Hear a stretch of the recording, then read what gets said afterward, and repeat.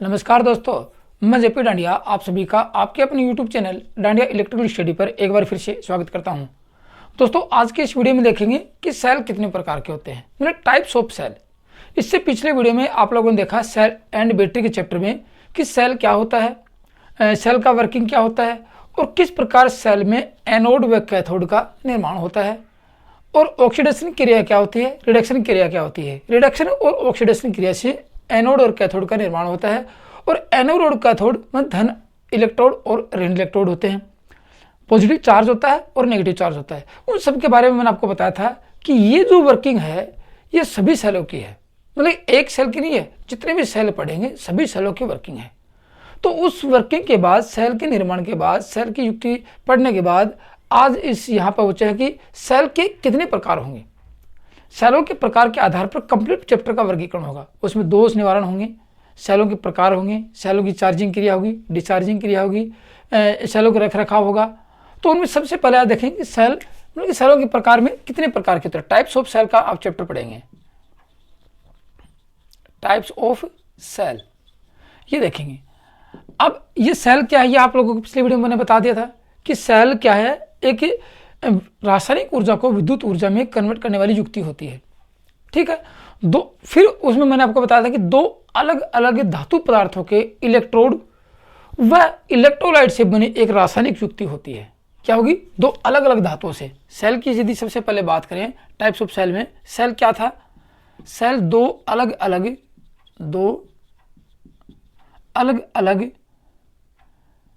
धातु पदार्थों की बात कीजिए, धातु पदार्थों के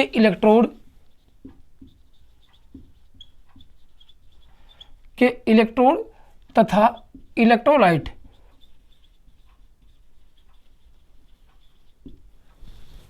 दो अलग अलग धातु पदार्थों के इलेक्ट्रोड तथा एक इलेक्ट्रोलाइट से बनी रासायनिक युक्ति होती है। इलेक्ट्रोलाइट से बनी रासायनिक युक्ति होती है।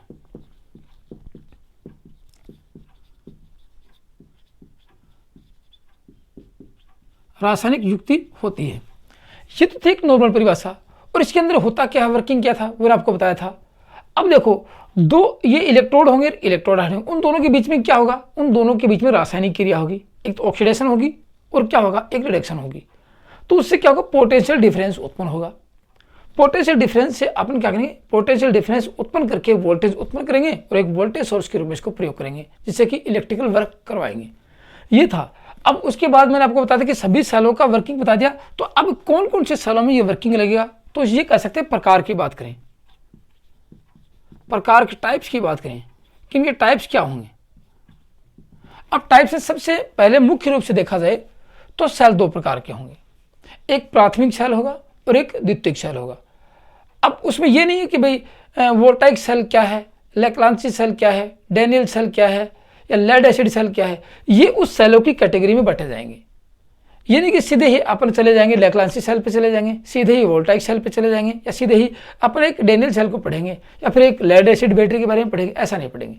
सबसे पहले इनकी कैटेगरी देखी जाएगी कि सेल कितनी कैटेगरी में विभाजित होते हैं। तो सबसे पहले आपको तो सेल दो भागों में विभाजित होते हैं। एक होता है प्राइमरी सेल। क्या होगा? प्राइमरी सेल, जिसको कहेंगे प्राथमिक सेल। ये कौन सा है? ये प्राथमिक सेल है। बहुत शानदार चैप्टर है। इस चैप्टर में से आपको लगभग किसी भी प्रकार के क्वेश्चन पेपर को खोल के देखोगे, किसी भी प्रकार के कंपटीशन पेपर के एग्जाम को खोल के देखोगे आप, तो आपको 2 से 3 क्वेश्चन अवश्य मिल जाएंगे। ऐसा कोई पेपर नहीं हुआ आज तक जिस सेल और बैटरी से कोई क्वेश्चन नहीं आया हो, कोई भी पेपर ऐसा नहीं है। तो इतना इंपॉर्टेंट क्वेश्चन एक चैप्टर होने के नाते यहाँ से अपन धीरे धीरे बारीकी से पढ़ते जाएंगे तो शानदार रूप से आसानी से समझ जाओगे आप लोग। और यदि आप लोग अपने नोट्स अपडेट कर रहे हो, नहीं किया तो करते रहो। जितने नोट्स अपडेट कर लोगे, एग्जाम से पहले जितना नोट्स बना लोगे, वो आपके लिए बहुत फायदेमंद होंगे। रिवीजन करने से और पढ़ने से इससे अच्छा कि आप नोट्स बनाओ, लिखो, तो आपको लास्ट टाइम तक एक बार रीडिंग लगाने से आपको सब कुछ याद हो जाएगा। तो आप अपने नोट्स लिखते रहें और अपडेट करते रहें। सबसे पहला सेल रहेगा आपका प्राइमरी सेल और दूसरा सेल रहेगा सेकेंडरी सेल। क्या रहेगा? सेकेंडरी सेल, जिसको कहेंगे द्वितीयक सेल। ये सेलों की दो कैटेगरी रहेगी यहाँ पे। अब आज इस वीडियो में सबसे पहले कौन सी सेल की कैटेगरी में पढ़ेंगे, सबसे पहले पढ़ेंगे प्राइमरी सेल की कैटेगरी के बारे में पढ़ेंगे कि प्राइमरी सेल में कौन कौन से सेल आते हैं। उनमें से प्रत्येक सेल का धीरे धीरे बारीकी से वर्गीकरण करेंगे और टोटल बारीकी से देखेंगे कि इसमें होता क्या है, किस प्रकार केमिकल रिएक्शन होता है, एनोड कैथोड किसके बने होते हैं, इलेक्ट्रोड क्या होते हैं और इलेक्ट्रोलाइट कौन सा होता है, और इसमें दोष भी होते हैं, दोष के कारण निवारण वो भी देखेंगे, इनका इंटरनल रेजिस्टेंस क्या होता है और इनकी ईएमएफ का मान कितना होता है। फिर इनको सेलों के समूह को वर्गीकरण करेंगे। तो आज इस प्राइमरी सेल में क्या देखेंगे, प्राइमरी सेल कितने भागों में होते हैं। तो प्राइमरी सेल के टाइप्स देखते हैं कि ये कितने प्रकार के होते हैं। इसके प्रकार देखेंगे, किसके, प्राइमरी सेल के प्रकार देखेंगे। अब प्राइमरी सेल में चलते हैं, सबसे पहले सेल आता है वोल्टाइक सेल। लेकिन उससे पहले देखेंगे प्राइमरी सेल की विशेषता क्या, इसको प्राइमरी सेल क्यों कहा। सबसे पहले देखेंगे इसको प्राइमरी सेल क्यों कहा, द्वितीयक सेल क्यों कहा गया, प्राइमरी सेल क्यों कहा गया। तो सबसे पहले देखेंगे इन प्राइमरी सेलों में ऐसा क्या होता है जिसके आधार पर इन सेलों को बांटा गया है। तो इन सेलों में रासायनिक क्रिया से विद्युत ऊर्जा उत्पन्न करने के लिए कुछ रासायनिक पदार्थ प्रयोग किए जाते हैं। आपको पता है कि रासायनिक क्रिया से विद्युत ऊर्जा, रासायनिक ऊर्जा से विद्युत ऊर्जा उत्पन्न करेंगे या रासायनिक क्रिया से विद्युत ऊर्जा उत्पन्न करेंगे तो कुछ रासायनिक पदार्थ प्रयोग करेंगे, तो इनमें भी रासायनिक पदार्थ होता है। लेकिन इन सेलों को देखा जाए इनमें पुनरावेशन संभव नहीं है। मेरे कहने का मतलब ये रहेगा कि इनको चार्ज नहीं कर सकते, पुनरावेशन ही होता है। ठीक है, तो इन सेलों की सबसे बड़ी विशेषता रहेगी टाइप से पढ़ने से पहले कि इनका पुनरावेशन, इनका पुनरावेशन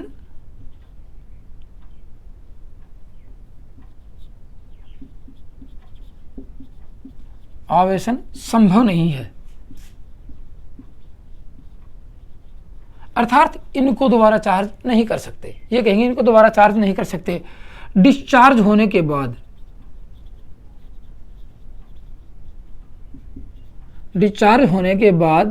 रिचार्ज नहीं कर सकते, रिचार्ज नहीं कर सकते। ये इसी कारण इसको प्राइमरी सेल के, प्राथमिक सेल एक बार पहले प्रयोग कर लिया दोबारा इसको प्रयोग नहीं कर सकते। तो ये कह सकते हैं ये यूज एंड थ्रो होते हैं।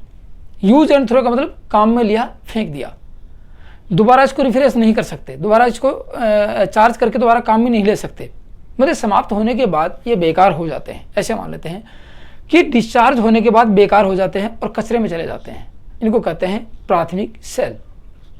ठीक है, अब इन सेलों के अभी कहेंगे कितनी देर तक चलेंगे, कहने का मतलब कि 2 दिन चले, 4 दिन चले, कब तक इनको फेंके बाहर। तो ये कह सकते हैं कि इन सेलों की आयु की बात की जाए, इन सेलों की लाइफ की बात की जाए, आयु की बात की जाए, आयु कितनी होती है इनकी, आयु कब तक होता है। तो आयु किसके ऊपर डिपेंड करती है, सबसे पहले देखना कि आयु किसके ऊपर डिपेंड करती है। ऐसा नहीं कि 2 दिन चल गए, 24 घंटे चल गए, 48 घंटे चल गए या 15 दिन तक चलते रहेंगे, वो इसकी लाइफ नहीं होती है। ये डिपेंड करता है कि आप लोगों ने इनमें सेल में जो पदार्थ प्रयोग किया है, इनमें जो प्रयोग होने वाला पदार्थ प्रयोग किया है, पदार्थ के प्रयोग के आधार पर इनकी आयु होती है। ये देखना जरूरी है। ऐसा नहीं है कि सर कहेंगे एक शुष्क सेल 15 दिन चल जाता है या कि पेंसिल सेल 5 दिन चल जाता है, ऐसा नहीं होता है। इन सेलों की आयु इनमें प्रयोग करने वाले पदार्थ के आधार पर निर्भर होती है। याद रखना बात, आयु क्या रहेगी, इनमें प्रयोग होने वाले पदार्थ पर निर्भर होती है, ये इनकी आयु होती है। अच्छा, ये आयु प्राइमरी सेल में जितने भी सेल आएंगे सबकी रहेगी, ऐसा नहीं कि एक ही सेल की रहेगी। प्राइमरी सेल में जितने भी सेल आएंगे, 5-6 सेल आएंगे, 5-6 सेलों की यही एक विशेषता रहेगी, ये इनकी डेफिनेशन है। अब देखते हैं इसके टाइप्स, ये प्राइमरी सेल कितने प्रकार के होंगे। टाइप्स में एक सेल का वर्गीकरण करेंगे आज। प्राइमरी सेलों में सबसे पहले जो सेल हुआ, या फिर ये कह सकते हैं कि सबसे पहले रासायनिक क्रिया से ईएमएफ उत्पन्न हुआ, उस सेल का अध्ययन करेंगे। या फिर ये कह सकते हैं कि अपने चल विद्युत का निर्माण हुआ, वो रासायनिक क्रिया से ही संभव हुआ, जो डीसी बोलते हैं उससे संभव हुआ था। ठीक है, उसकी बात करते हैं। तो सबसे पहले ये देखेंगे प्राइमरी सेल होते कौन कौन से हैं। तो सबसे पहला सेल आता है वोल्टाइक सेल। कौन कौन से रहेंगे, वोल्टाइक सेल आता है। सबसे पहला सेल आया वोल्टाइक सेल। अब किसने इसका निर्माण किया, वो तो इस सेल के बारे में पढ़ेंगे तो पूरी डेफिनेशन पढ़ लेंगे। उसके बाद में आया डेनियल सेल। कौन सा सेल आया? डेनियल सेल आया। जो जो आपको रिक्वायरमेंट बढ़ती गई और इनमें दोष आपको मिलते गए, उनका निवारण करते रहे, तो सेल का सुधरा हुआ रूप आपके सामने आता गया। डेनियल सेल आया, फिर आया लेकलांची सेल। कौन सा आया? लेकलांची सेल आया।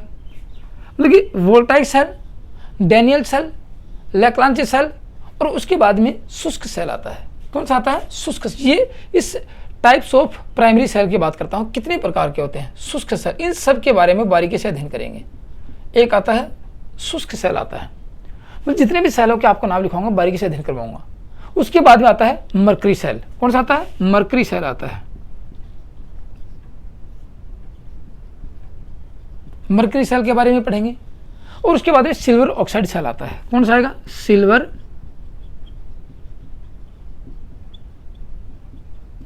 Oxide cell. ये हो गया अपने वोल्टाइक सेल 1, 2, 3, 4, 5 और 6। 6 सेलों का बारीकी से अध्ययन करेंगे और इनमें दोष, कारण, निवारण और उनकी यूज करने की क्षमता के आधार सब कुछ देखेंगे। ठीक है, ऐसा कोई शब्द नहीं छोड़ूंगा जो आपको नहीं बताऊंगा, ऐसा कोई पॉइंट नहीं होगा जो आपके समझ में नहीं आएगा, ऐसा कोई टॉपिक नहीं होगा जिसके अंदर से मिल के क्वेश्चन आने की संभावना नहीं रहेगी। यदि आप बारीकी से देखोगे तो सब कुछ आपको समझ में आ जाएगा। तो अब देखते हैं इसमें सबसे पहला वोल्टाइक सेल की बात करते हैं। कौन से सेल की करेंगे? वोल्टाइक सेल की। वोल्टाइक सेल का अध्ययन करते हैं इसके अंदर। सबसे पहले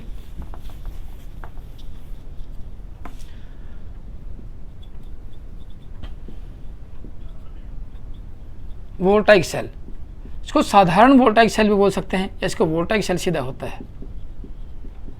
और सबसे पहले यही सेल हुआ था। आजकल इस सेल का प्रचलन बंद हो गया है, आजकल इस सेल का प्रचलन बंद हो चुका है। सबसे पहले यही सेल हुआ था। अब वोल्टाइक सेल में होता क्या, देखो वोल्टाइक सेल में क्या होगा।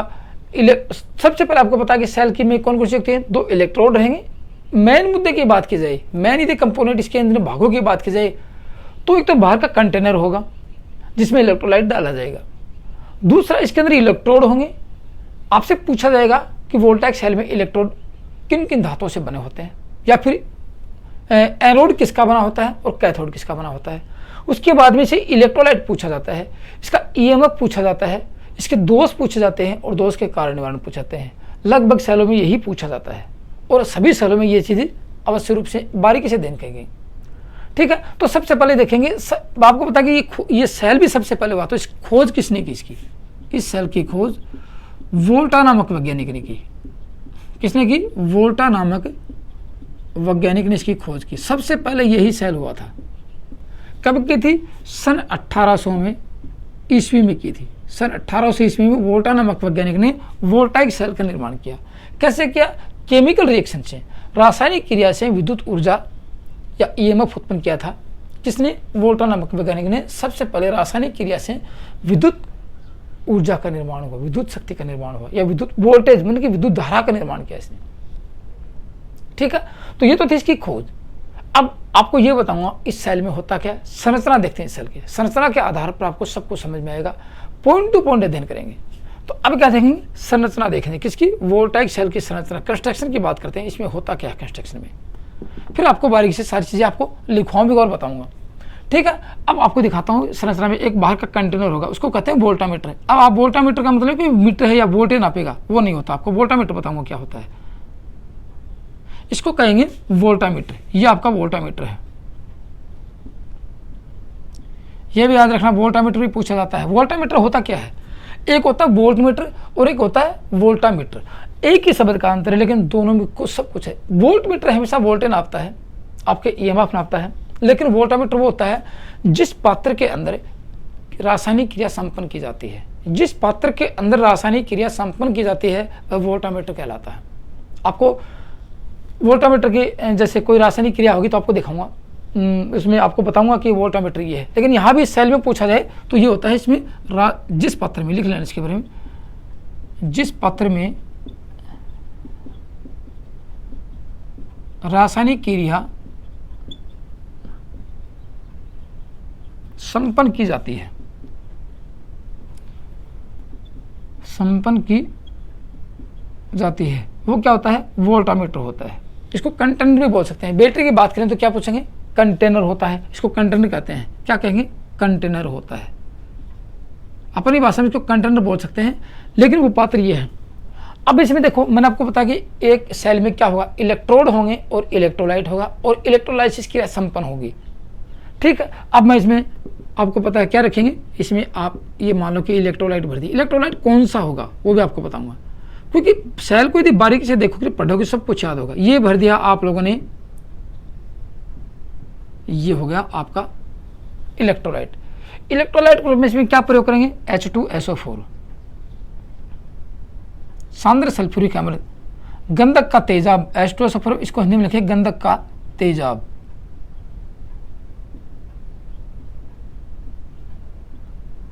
या सल्फ्यूरिक एसिड होता है, इसको कहेंगे सल्फ्यूरिक एसिड, हिंदी में गंधक का तेजाब, सल्फ्यूरिक अम्ल होता है, ये बढ़ते हैं इसके अंदर H2। अब देखो आपको पता है इसमें दो, आपने देखा इलेक्ट्रोलाइट ले लिया, अब लेंगे इलेक्ट्रोड। क्या लेंगे, इलेक्ट्रोड लेंगे। अब यहाँ पे इलेक्ट्रोड दो अलग अलग पदार्थों के एक रोड होती हैं, अलग अलग धातुओं के रोड होती हैं। ठीक है, अलग अलग धातुओं में कौन कौन से लेंगे, एक तो लेंगे कॉपर की, क्या लेंगे, कॉपर की लेंगे। ये माना कि कॉपर की रोड ले ली आप लोगों ने, किसकी रोड ले ली, कॉपर की रोड ले ली, ये एक होगा इलेक्ट्रोड। एक कॉपर की रोड ले ली और एक लेंगे जिंक की रोड। दोनों की विशेषता बताऊंगा आप लोगों को। मैंने आपको पहले कि इलेक्ट्रोड दो अलग अलग धातुओं की रोड होती हैं, अलग अलग पदार्थों से बनी होती हैं। ये दो रोड ले लिया आप लोगों ने।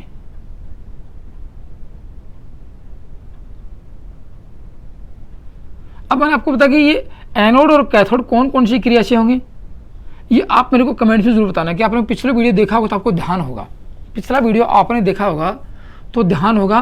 और आपको आज यही बताना है कि एनोड और कैथोड कौन कौन सी क्रिया से होंगे, कौन सी क्रिया से एनोड होगा और कौन सी क्रिया से कैथोड होगा, आप बता सकते हो।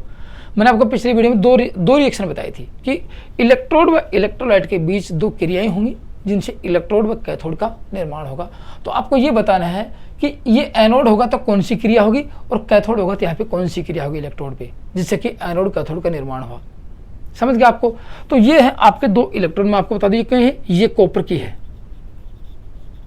ये कॉपर की है, और ये किसकी है, ये जिंक की है।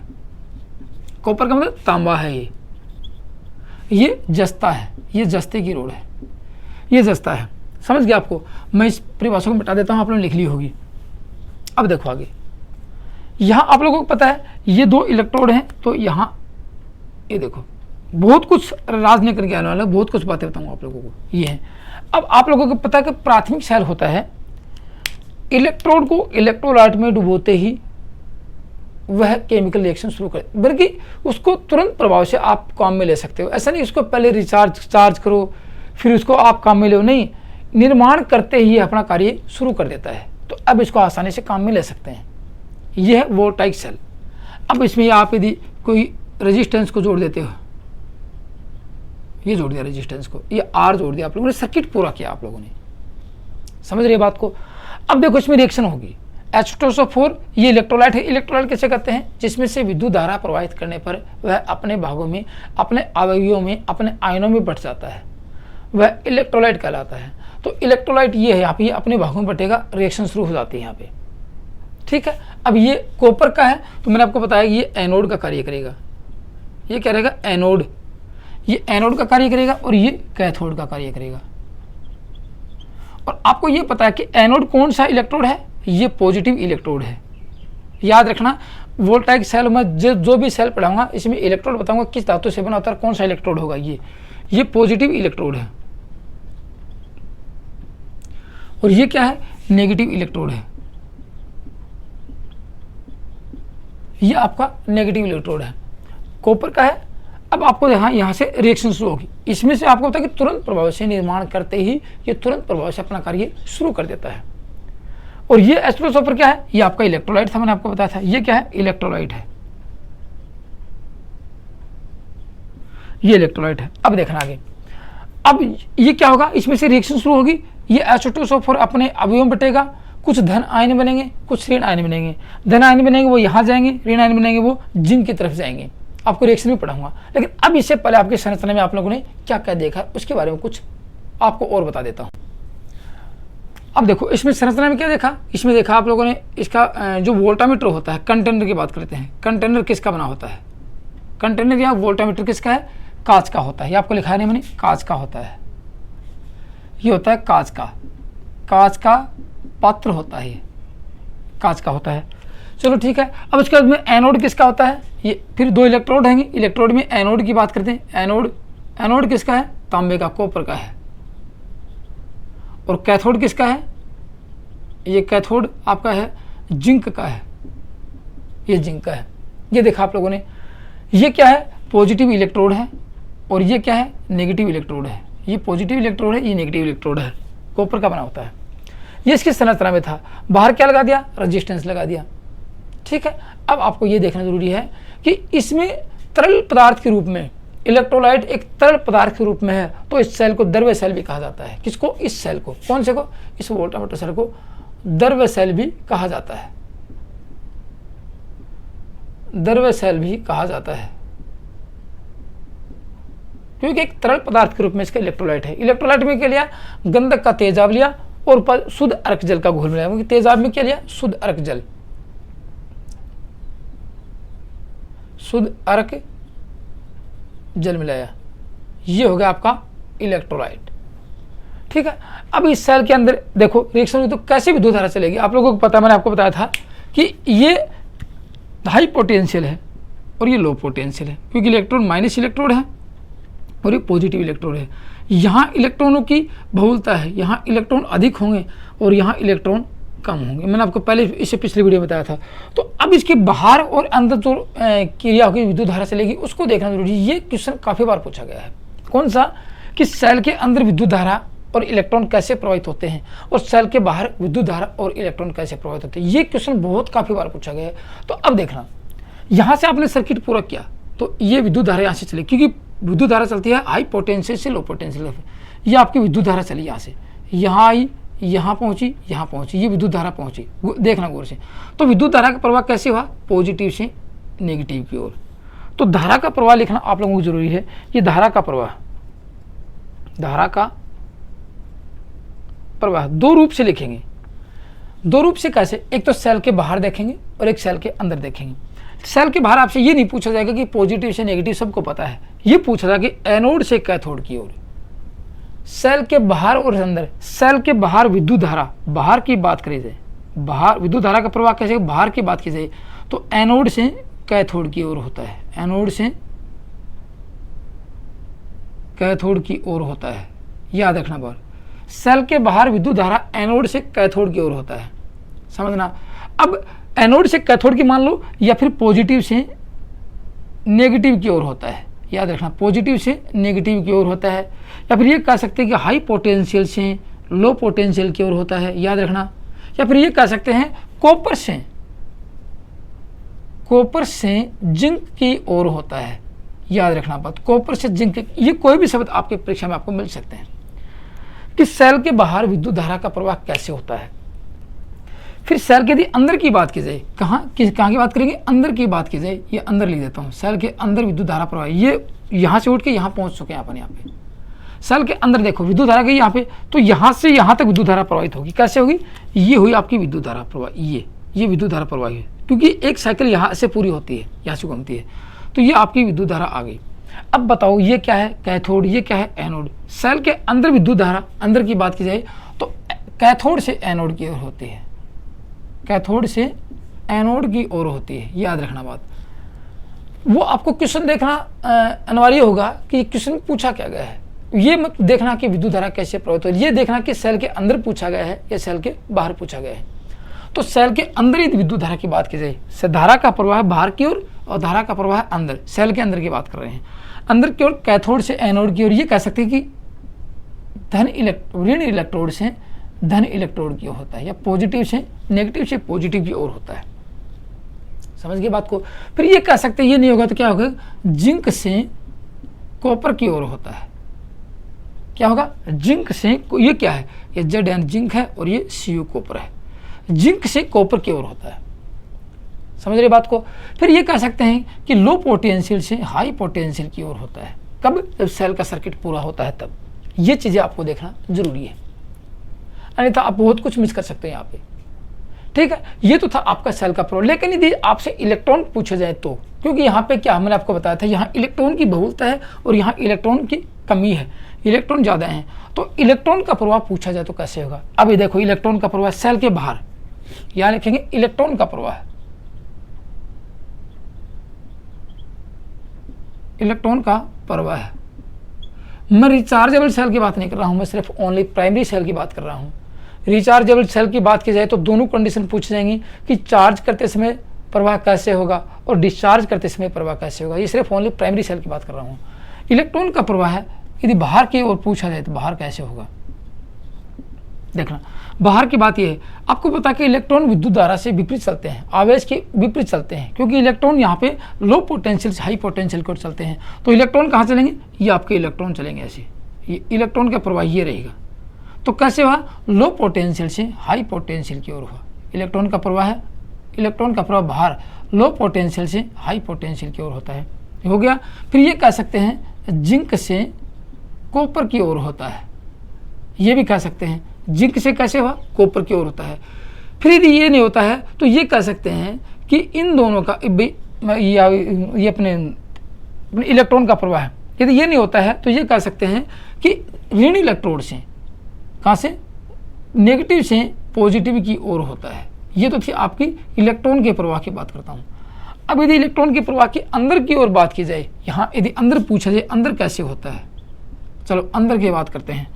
अंदर ये देखो, यहाँ से इलेक्ट्रॉन का प्रवाह यदि इसको चालू, यदि आप सर्किट पूरा करते हो तो इलेक्ट्रॉन का प्रवाह ऐसे होता है अंदर, ठीक है ना, क्योंकि विद्युत धारा के विपरीत होता है। तो इलेक्ट्रॉन का प्रवाह है हाई पोटेंशियल से लो पोटेंशियल की ओर होता है, या फिर कह सकते हैं कॉपर से जिंक की ओर होता है, या फिर पॉजिटिव से नेगेटिव की ओर होता है। ये आपको देखना जरूरी है। विद्युत धारा का प्रवाह और इलेक्ट्रॉन का प्रवाह दोनों की बात होती है यहाँ पे।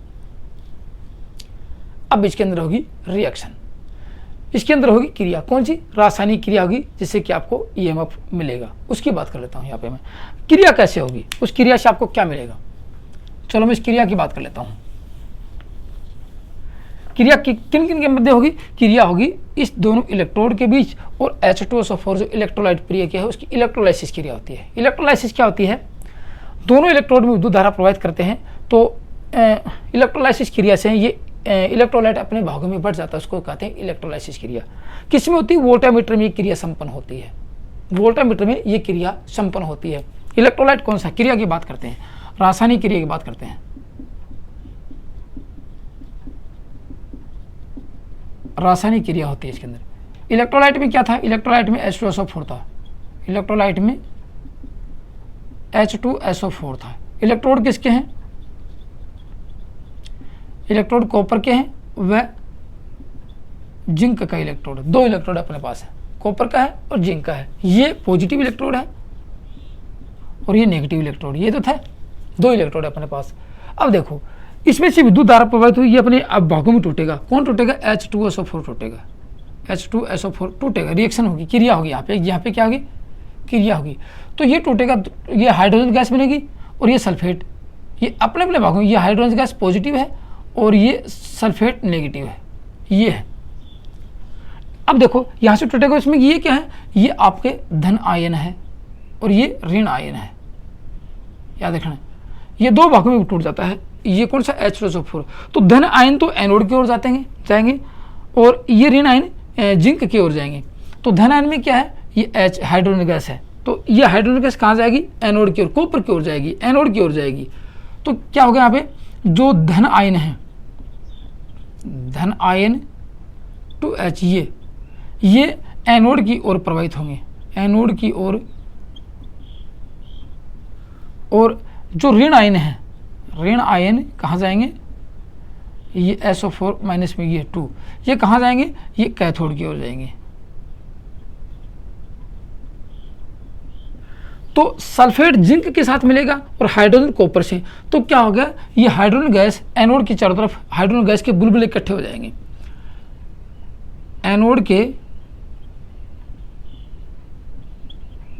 चारों ओर।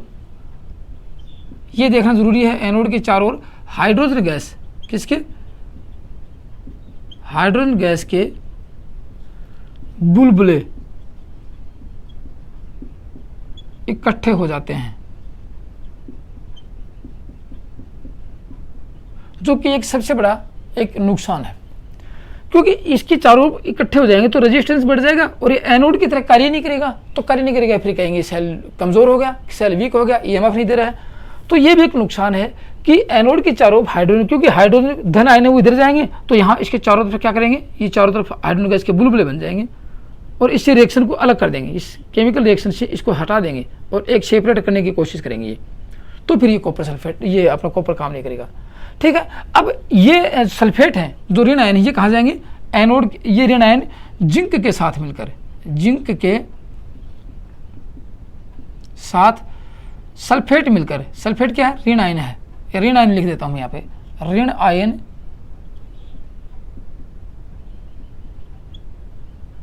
मिलकर जिंक सल्फेट बनाते हैं, जिंक सल्फेट, ये याद रखना। मतलब कि जहां रिएक्शन होगी तो जिंक सल्फेट के साथ, सल्फेट इधर जाएगा क्योंकि ये ऋण है तो जिंक सल्फेट बनेगा और यहाँ हाइड्रोजन गैस के बुलबुले बन जाएंगे जिसमें एक दोष उत्पन्न हो जाएगा। तो वो दोष पढ़ाएंगे, ये याद रखना जरूरी है कि दोष आपको पढ़ाएंगे। तो इसमें क्या हो गया, ये जो हाइड्रोजन गैस है इसको साफ नहीं करेंगे तो सेल कुछ देर बाद में आपका डैमेज होने शुरू हो जाएगा, आपको ईएमएफ देना बंद कर देगा। इसलिए ये बुलबुल बहुत जल्दी होती है, इसलिए इस सेल का ईएमएफ कम होता है। कितना होता है याद रखना, इस सेल का ईएमएफ, कौन से का, वोल्टाइक सेल का ईएमएफ की बात कीजिए तो इस सेल का ईएमएफ 1.08 वोल्ट होता है। इस सेल का ईएमएफ कितना है, 1.08 वोल्ट होता है, बहुत कम है। तो इस सेल का आजकल उपयोग बहुत कम होता है क्योंकि इससे सुधरे हुए से, इसमें क्या कि हाइड्रोजन गैस के बुलबुले जल्दी बनते हैं और एक कॉपर सल्फेट बन जाता है और जिंक में कुछ अशुद्धियाँ होती हैं जिसके कारण इसमें दोष उत्पन्न होते हैं। तो सबसे ज़्यादा दोष किस में होते हैं, वोल्टाइक सेल में होते हैं। और इसको यदि बार बार साफ नहीं करेंगे तो हाइड्रोजन गैस के बुलबुले कॉपर को इस विलियन से, इस इलेक्ट्रोलाइट से अलग कर देते हैं जिससे काम करना बंद कर देता है। इसलिए इस सेल का प्रयोग आजकल बिल्कुल ना के बराबर हो चुका है, नहीं होगा। तो ये तो था आपका वोल्टाइक सेल। वोल्टाइक सेल का निर्माण किसने किया, वोल्टा नामक वैज्ञानिक ने। सबसे पहले जितने भी विद्युत धारा हुई थी या चल विद्युत का निर्माण हुआ था तो वोल्टा नामक वैज्ञानिक ने 1800 ईस्वी में रासायनिक क्रिया के द्वारा ईएमएफ की खोज की थी। रासायनिक क्रिया से ईएमएफ की खोज की जिसे चल विद्युत कहते हैं। वोल्टा नामक वैज्ञानिक ने यही सेल हुआ था सबसे पहले, जिससे कि आपको पता लगा कि चल विद्युत भी होती है, नहीं तो अस्थिर विद्युत थी, अचल विद्युत थी। ये तो थी आपकी एक वोल्टाइक सेल जिसमें ईएमएफ था। अब इसमें कौन कौन से दोष होंगे, एक तो ध्रुवीकरण होगा, एक पोलराइजेशन ध्रुवीकरण होगा, एक स्थानीय क्रिया होगी। दोनों दोष आपको अगली वीडियो में बताऊंगा कि इसमें कौन कौन से दोष कैसे होते हैं। एक दोस्त आपको बता दें कि ये इसमें कुछ अशुद्धियाँ रहेंगी और इसमें हाइड्रोजन गैस के बुलबुले बनेंगे, दोनों के दोनों नुकसानदायक चीज़ें। तो अगले वीडियो में बताएंगे कि एक वोल्टाइक सेल में कौन कौन से दोष होते हैं और दोषों का निवारण कैसे करेंगे। काफ़ी बार आपसे पूछा जाता है, बहुत बार पूछा जाता है। जहाँ भी जिस भी सेल में कॉपर होगा, जिंक होगा, वहाँ दोनों दोष होंगे, स्थानीय क्रिया होगी और ध्रुवीकरण दोष होगा। इनको रिमूव करना, इनको दूर करना अनिवार्य है, अन्यथा सेल कार्य करना बंद कर देगा। ये देखना जरूरी है। तो दोस्तों ये तो था आपका प्राथमिक सेल में सबसे पहला सेल वोल्टाइक सेल। आपको कितना समझ में आया, आप लोग अपना नोट्स अपडेट करते रहिए। किसी प्रकार की त्रुटि आपको समझ में नहीं आया तो मेरे को कमेंट्स में जरूर लिखिए।